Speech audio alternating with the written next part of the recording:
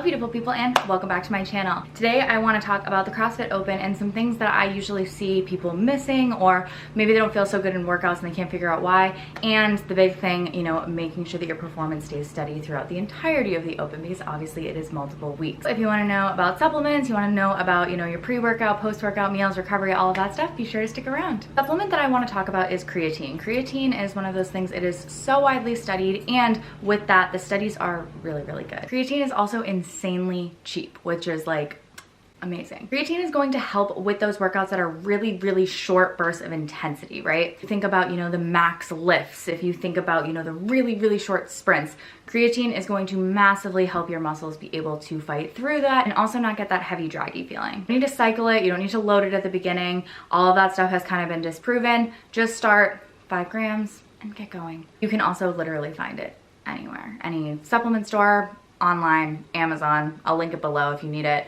Literally anywhere. Don't spend more money on it than you have to. The cheapest versions have been so far proven to work just as well as the more expensive ones. Now the big thing, right? Carbohydrates. I want you to start increasing your carbohydrate intake a day or two before. Most of the carbohydrates that are available to us, like energy-wise, they're usually the carbohydrates that we've eaten 24 to 48 hours before the actual workout. Between creatine and carbohydrates, these really short burst workouts are going to get a lot easier if you are properly fueled up. Think about something like 16.3, right? The bar muscle ups and the snatches. This is a great example of these things becoming really important. A lot of people in that workout, myself included, will just start to feel this heaviness of your muscles, that drag, right? If you have some creatine in your system and you can time your carbohydrates properly, this is going to massively help the way that feeling kind of can take over your workout. Then obviously a lot of the workouts are a lot longer than just a sprint. Also want to prepare the systems that help the body get through those still very intense but longer bursts of energy. The system that helps you out with this primarily runs on fat. However, most people have tens of thousands, if not hundreds of thousands of calories of fats stored. If you are insanely lean, this may not be the case for you. However, if you are that lean that this would not be the case, performance is probably not your main focus anyway. Think like bodybuilder lean. Don't go like drinking olive oil before your workout or anything like that. I'll get into that more in a second. Talk about game day, right? So the workout is here. About 90 minutes to 2 hours before your workout. Keep in mind, you should probably know at this point how well you handle food. If you're a person that eats 3 hours before and you still feel that like full draggy feeling, obviously you'll extend this a little bit more. If you have no issues eating right before workouts, you might be able to get this a little bit closer. Ideally, we're talking about 90 minutes. You're gonna wanna have a very carbohydrate heavy meal. Just because it's carbohydrate heavy doesn't mean the meal itself is heavy. Like, don't have like this like crazy like mac and cheese creamy, don't do that. What I do mean is it's heavy on simple carbs. Think white rice, think white bread. Things like that are simple carbohydrates. If you are having trouble actually eating them, grab a sports drink, like a full calorie Gatorade, a Pedialyte. Those things have carbohydrates that are simple as well. With that, you also want to avoid fats in that meal. Doesn't mean it has to be zero, it just means it has to be low. But Heather, you literally just said some of these workouts run on fat. I know. Systems are complex and confusing, and all of that, think of it as a bird's eye view. So when we're talking about the workout meal right before the workout, right?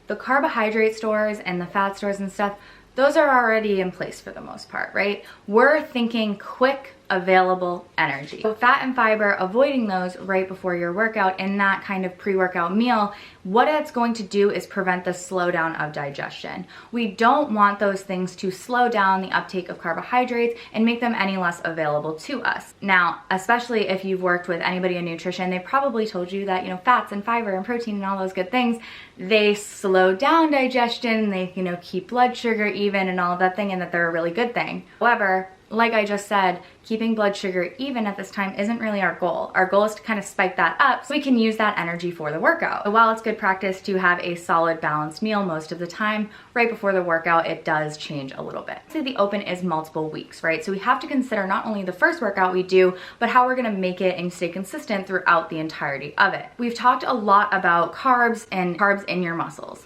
This is glycogen. That's all it is. When carbs go into your muscles, they're stored as glycogen. It replenishes over about 36 to 72 hours. So this is the reason that I don't have a lot of my performance-based athletes eat any less on rest days, because you take a rest day, then you go do your workout. If your rest day, you know, a day or two prior, you had, you know, super low carbohydrate intake, super low calorie intake overall, that's gonna show up now when it's a training day again. Fat loss and things like that, yes, there is value to being able to kind of cycle how much you eat. However, we're talking in a purely performance-based metric right now. So not only do we wanna make sure that we're not, tanked on carbohydrates because of 1 or 2 days prior, we also wanna make sure that those carbs stay high for recovery, because carbohydrates are a massive part of recovery. Obviously, you should be getting your protein in as well. Ideally, you are eating at least, your body weight in grams of protein if you're trying to take this seriously, and we are aiming to spread that out throughout the day as much as possible. I would say that generally your carbs should just be a little bit higher than usual.